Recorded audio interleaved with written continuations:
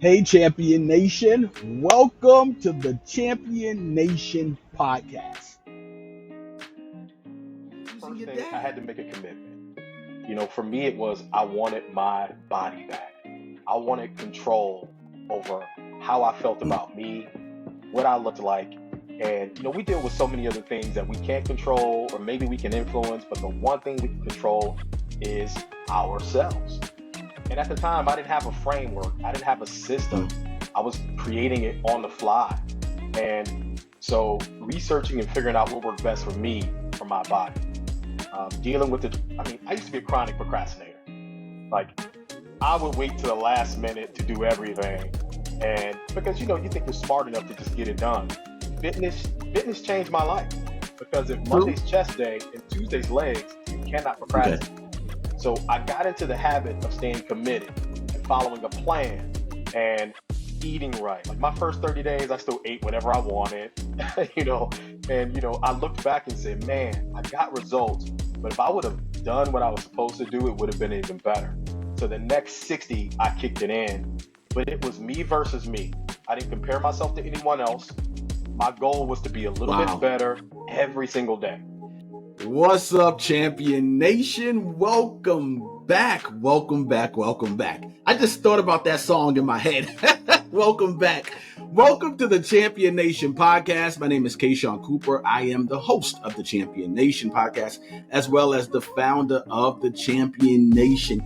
I am so excited to learn about some wellness tips, some nutritional training that we all can use, as well as just overall, who doesn't want to get better at life? Who doesn't need a life coach? Who doesn't desire a life coach? Even the greatest athletes has a coach or two.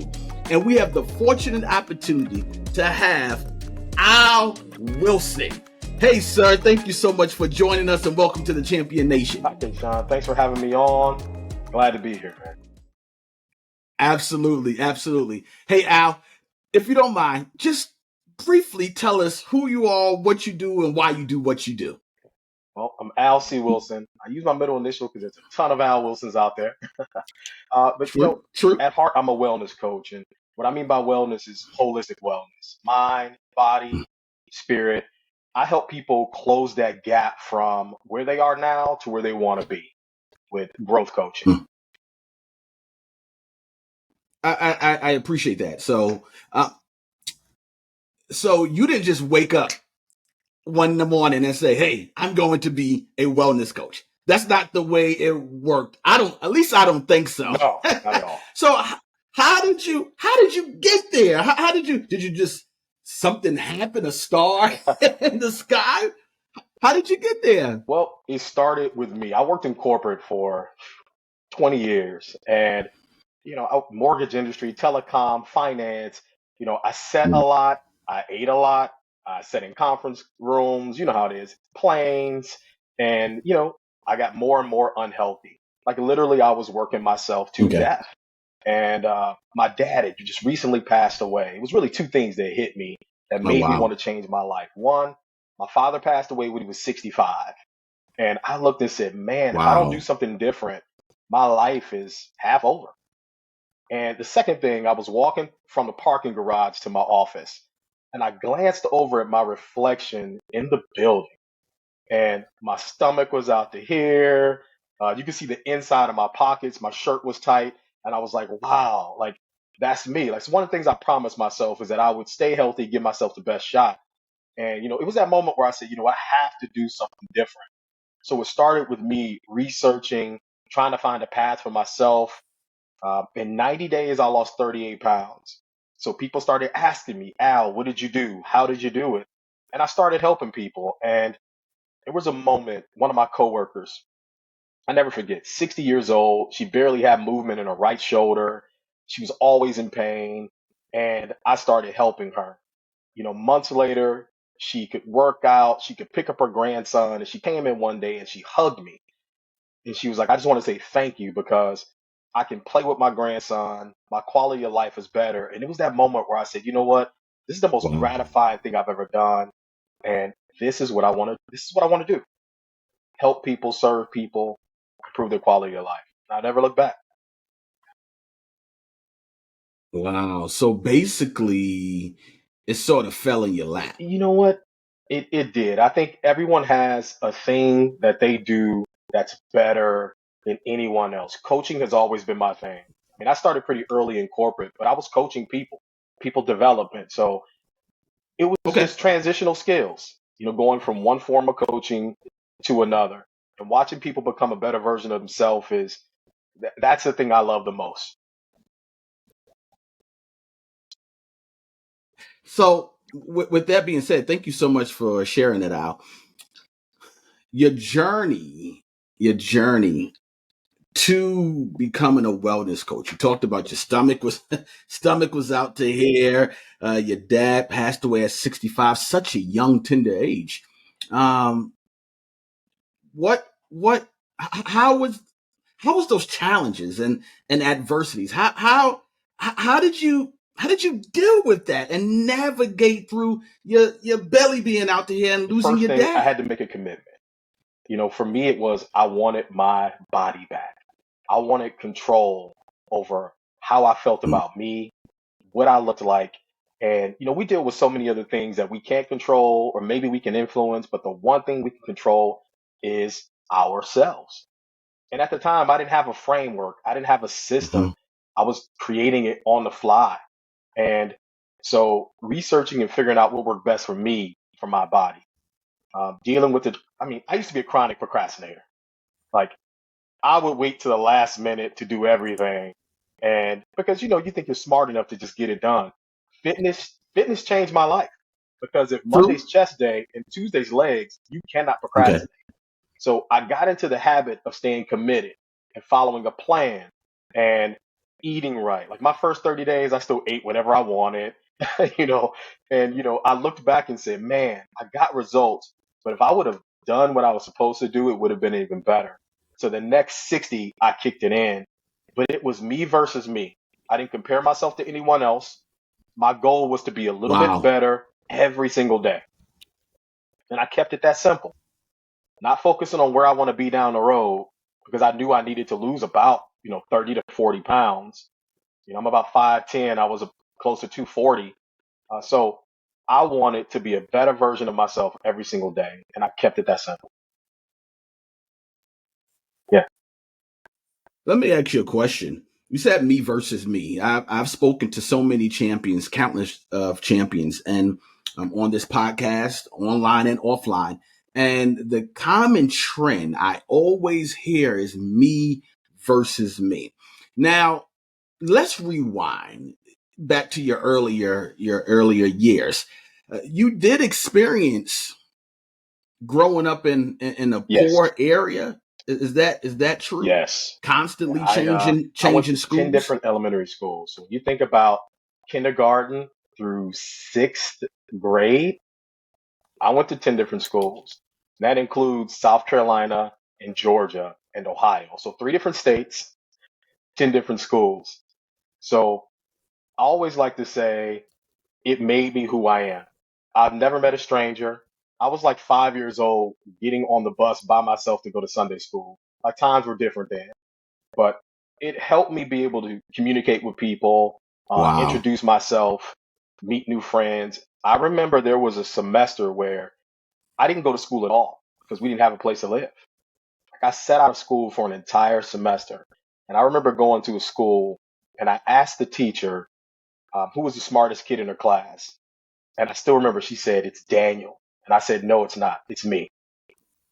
And I was. So it's just something in me Ah, I like where, that. the one thing my mother taught me, despite our challenges, she taught me that if my name was on something, it had to be my best effort. And that has stuck with me my entire life. If my name is on Mm, it, it has to be my best effort. So she set a standard for me to perform. That and, not being afraid to show people my gifts, my talents, how smart I am, because, she was honest about it. People were going to make assumptions about me based on what I looked like. It was unfortunate for them. So she always told me, they're going to make these assumptions about absolutely. you. So Absolutely. don't be afraid to show them how smart you are, how talented you are. be your best self. And, I'm 50 now and it's still with me. Thanks. Man, oh man. Speaking of 50, Yeah. man, you look great. For 50, man. Man, Yeah. Birthday was you on the give me 4th. hope. I'm not 50, but that's the way 50 looks. Wow. I know I have the gray. I know I have the gray. Happy birthday. But I know the gray shares something else. But no, I'm not. I'm not 50 yet. But you do look great. Yeah. Me versus me. Your mother said if your name is on it, you got to give it your best. How was that me versus me? Did I mean, you're in fifth grade. How do you were you able to articulate that me versus me if my name is To on a it certain degree, throughout I middle think for school and, me, and high when you're a school as well? kid, you don't necessarily know what you're in. And the trauma that we go through, I mean, you're just living life at that point. It's the only normal that you know. It's not until we're older and we start to do that deep dive into why am I the way I am? How did I become this person? I have these certain patterns and things happening in my life. Like, where is it coming from? And there's been a few moments in my life where that's really what happened. I noticed things about me that I wasn't comfortable with. There were things about me that I really loved. There were parts of me that either felt incomplete or just uncomfortable. And there were these patterns of self sabotage, negative thoughts, limiting beliefs. Wow. And it wasn't until I started to do that grew up. And that's not a blame game, but we can only look at now from one perspective, and that's the past. We don't know the future. So you judge right now based on what you've been through, and we react emotionally, intellectually, whatever it is in those moments based on our reference point, which is the past.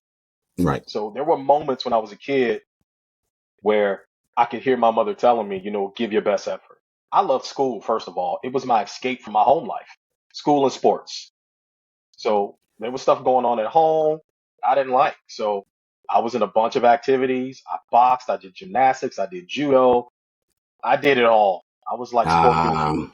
Um, mm, But it it it kept me out of trouble, and I wanted straight A's. I'm addicted to learning and growth, and I've been that way my whole life. yeah. But there was a moment where I noticed, like I said, this pattern in my life, this pattern of, Okay. at least until I got married, just feeling like I needed to be loved a certain way and looking for my partner to be that everything. And I remember even telling her, you know what, I need to be loved a certain way because of what I've been through. So I allow my past to become my story of Mm, who I was, in the moment. And I'm working on a book, so you guys will hear more about this, when the book comes out. But it's this pattern of burning down the house. It was in my relationships, not just romantic relationships, but my relationships with friends, work, jobs, all this stuff. So when I was 13, my mother struggled with schizophrenia. She self medicated with mm. drugs. And there was a moment where she burned my house down. She was high. A lot happened. And I went to my aunt's house for a weekend. I ended up living with my aunt for 5 years. So the most, the biggest relationship with the woman I love the most ended like that. And it ended traumatically. So as a kid, you don't have time to process. You're forced to move forward. So I got into the habit of not processing my feelings, shutting it off, moving forward. Mm. And I would end relationships in a way where I couldn't go back. And that's why I call it burning down the house. Because from the time I was 13 up until I got married, that's what it was. One Mm-hmm. relationship to the next, one person to the next, one situation to the next, without any awareness, shutting off my emotions, never dealing with it. But at a certain point, it catches up with me. So that was the thing that Wow. it just hit me like I have to stop this pattern. I'm uncomfortable with it. It's not who I want to be. And I turned to books and anything I could get my hands on to learn more about me. And I started meditating as well. So when we are our best selves, everything that we need, we should find from within. That person Mm, should add to your mm, life. And that's the thing that I've learned. Like my definition mm. of love is totally different from when I was married. So the relationship that I'm in now, I wanted four things in my life. I wanted love, peace, harmony, and laughter. Those are the four tenets that I wanted more in my life. I stopped asking for this person to be this tall, this short, look like this, have this kind of money. It was a different level of awareness. If you have love in your life, peace, harmony, and laughter, it takes care of a lot of things. And that's how she came into my life. But first, I had to start being those things. I needed to love better. I wanted a better relationship with my kids. I handled my relationships in a way where they were harmonious. I communicated differently. I Mm. communicated up front. Um, I got comfortable speaking my truth instead of being a people pleaser and doing it with kindness, right? Speaking my truth with kindness. You know how they say, keep it 100, right? Keep it 100 doesn't mean that you have to be rude, but it means, yeah, speak your truth, but do it with kindness. And I got rid of some relationships that weren't healthy for Mm. me, regardless if it was family, if it was somebody who wasn't adding to my life. Yeah, I like to call them energy vampires. that is You true. know, you That love is them, but you true. manage the time you spend with them. So I've been on this journey of, I like to call it discovering inner Al. You know, most people look external to Google when they have questions. You know, I have internal Google, internal Al. That's where I go before I ask anyone for advice. I go to Al on the inside, and you know, things have been much better for me since. And like even as a coach, I understand that my job isn't to give people the answers, nor is it for me to have all the answers. My main responsibility as a coach to be a guide to change. So letting go of some of those relationships, it Mm. was really about, you know, I wanted to bring people with me to this next level of my life. I wanted to see people experience a transformation that I experienced. They weren't ready. And there were some people who only called me when they needed something. It was never to check on me. It wasn't an equal exchange of energy.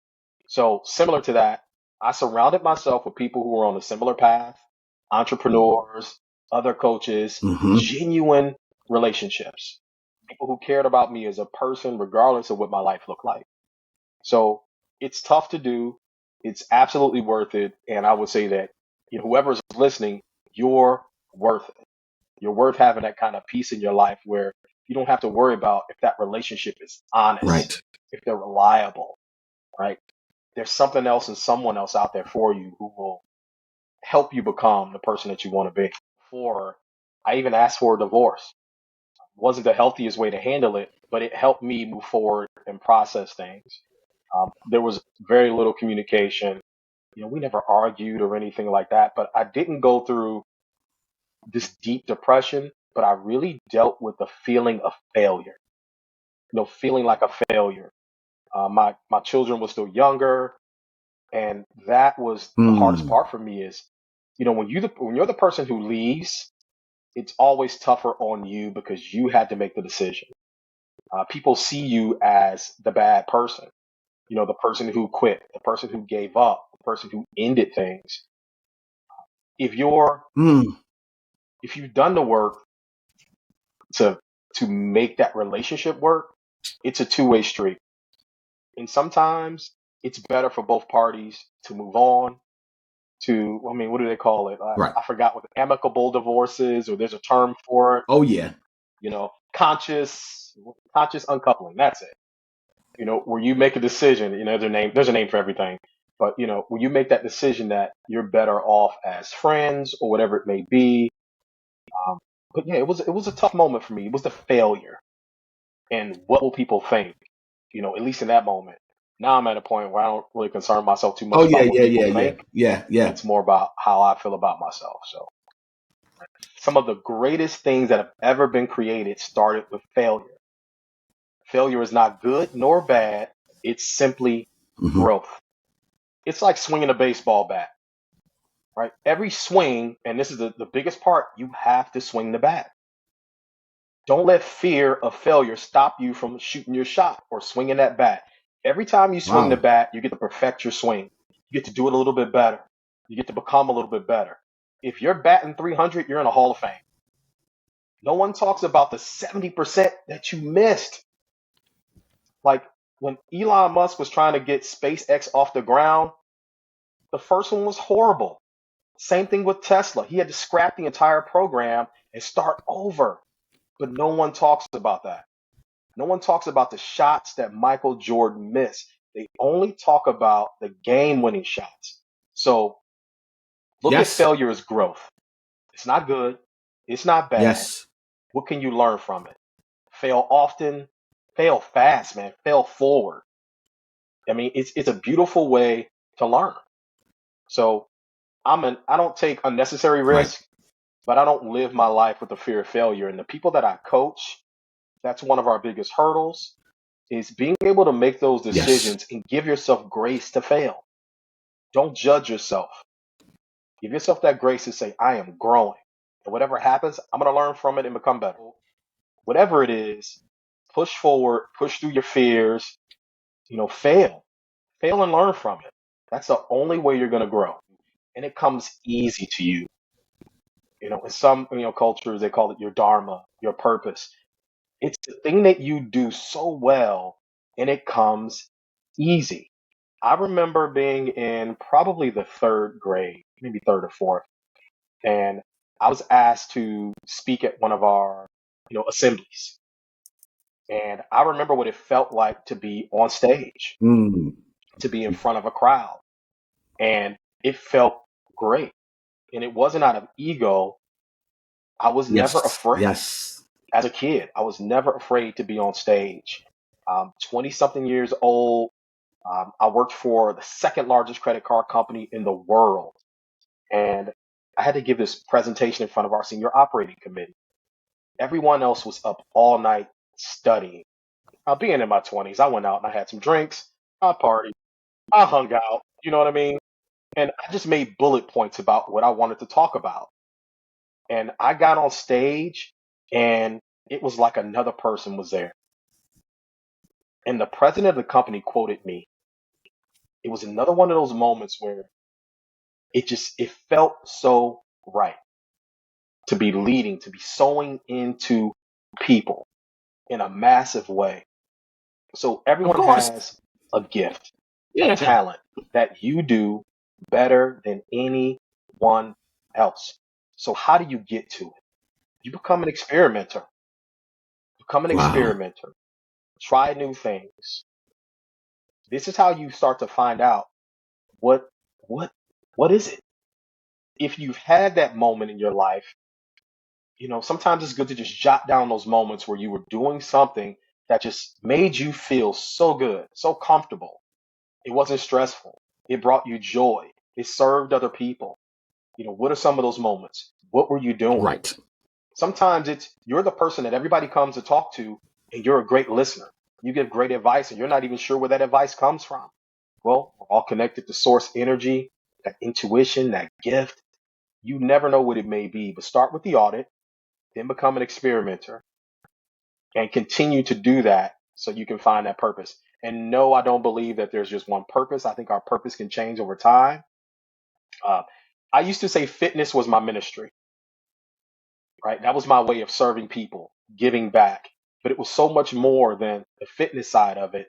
It was watching people change their mindset, watching people change how they felt about themselves, the people around you. It was that moment where there's a dad that I trained for years. His kids were younger. Now his son, for example, is 13. They're in the gym together, and he's showing his son what I helped Mm. him learn. It's a way of giving that never ends. If you can help someone transform their life, it improves the relationships around them with their children. They become different parents, better parents, more aware parents. So it's a ripple effect. So that's what my purpose is. It's to change this world one person at a time. Wow. Wow. So, some people say, don't quit. It's not quitting. Saying that something isn't for you isn't quitting. It's making a different choice. Got And it. you're probably going to be choosing peace. You're going to be choosing something that's comfortable. Right. It's not quitting. So trying those things, to see if it's for you. Now, obviously, you and I are not going to make it in the NBA right now. So, you know, I'm not, I'm not saying, go out and try to do something that's not attainable, but it's just like setting those SMART goals. It's, something that's attainable. It's relative to who you are as a person, your skill set, uh, you know, and it may be acquiring new skills that you've always wanted to acquire. Absolutely. Absolutely. So, do that deep dive and experiment based on who you are and what your gifts and talents are. Get comfortable. So, learning how to let go with love, whether it's letting go of a relationship that's not healthy for either one of you, letting go friends who are not in the same places that you're in. You guys don't think the same. You don't share the same values, right? Your Mm. character is different. You're letting go because there's something else out there, another group for you, another relationship. That's how the universe works. If you have this old beat up car in your driveway and Yes. you want a new car, you only have one space. Well, that new car can't get there until you get rid of the old. So be okay with letting go. And then seek out communities and relationships that help you grow. And that's not a selfish thing.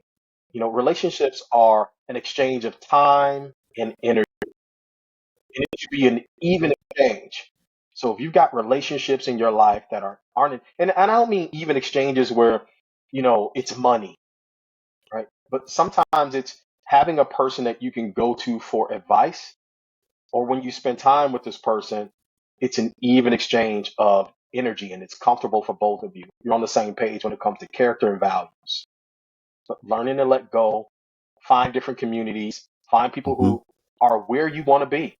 For me, I knew I needed a Yes. business mentor, Yes, it is. someone Yes, who they are. built something from scratch, who had already been through the bumps, someone that I could rely on. I call these guys my wise counsel, right? So I don't go to one person for everything. When it's business, I go to someone who built a multi-billion dollar business from his house, right? When it comes to like a leadership, I have someone who was a phenomenal leader in the healthcare industry. So I have different people that I go to when I need different things, and vice versa. People come to me when they need different things. So, find your communities, find people who are where you want to be. Absolutely. Right. I was Yes. like, so, you know, I'm like, what is it about fried chicken that you do not want to give it up? And she's like, it tastes great. I said, what if you could find a way to keep the taste and have it, be healthy for you? And she's like, I'm willing to try it. So we explored a little bit. Air fryer, different ways to bake chicken, grilling chicken. She was fine. But it was, and that's what it is about creating change. Comfort food. You ever heard that term? Right? It's the way my mom was from Arkansas, from down south. So everything that we did had food attached to it. If it's your birthday, we're eating, Wow. right? Funeral, we eat. Whatever, right? Graduation, we eat. Report card, take you out to eat. So, I mean, think about it. This is how it is for a lot of us. Yes. Like food becomes a thing that is a reward or comfort. And I lived it. I would go home every Friday, Oh, come on, before I man. got on this journey, and I would eat Of pizza by course. myself, drink an entire bottle of red wine every Okay. Friday. Like when I think about it now, it's like, what was I doing? Yes. My lunch at, I'm not Definitely going to name the eating. fast food place because they got way too much of my money. Yeah, I'm Yes. telling you, Yes. right? Exactly.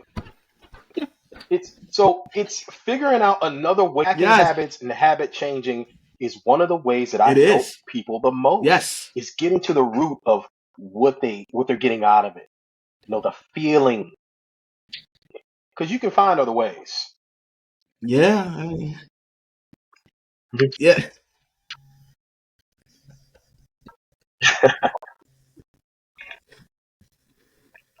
Yes.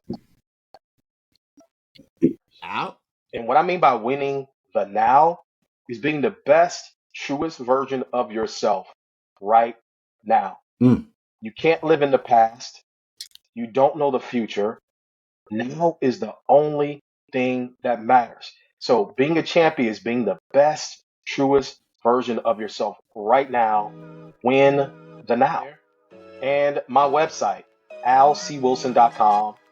It is a phenomenal resource for coaching tips, fitness, wellness. No. I even have we started our own supplement line to help people gain health. You know, our foods aren't as clean as we want them to be. So, Champion Nation, this has been an amazing conversation. Al dropped so many nuggets. One of them was me versus me. We've heard that before. I'm sure you've heard that not only from this podcast, but also from other shows. Me versus me. The other thing is, I love to fail. I've never heard it phrased that way, but he loved failure. And guess what? I'm going to embrace the same thing. Love to fail. Fail forward and fail fast and fail often. And the last thing I want to talk about is that Al did. Winning the day and winning the now. That's what a true champion is. Hey, Champion Nation, please don't forget to like, subscribe, comment, and share. Have a wonderful champion day.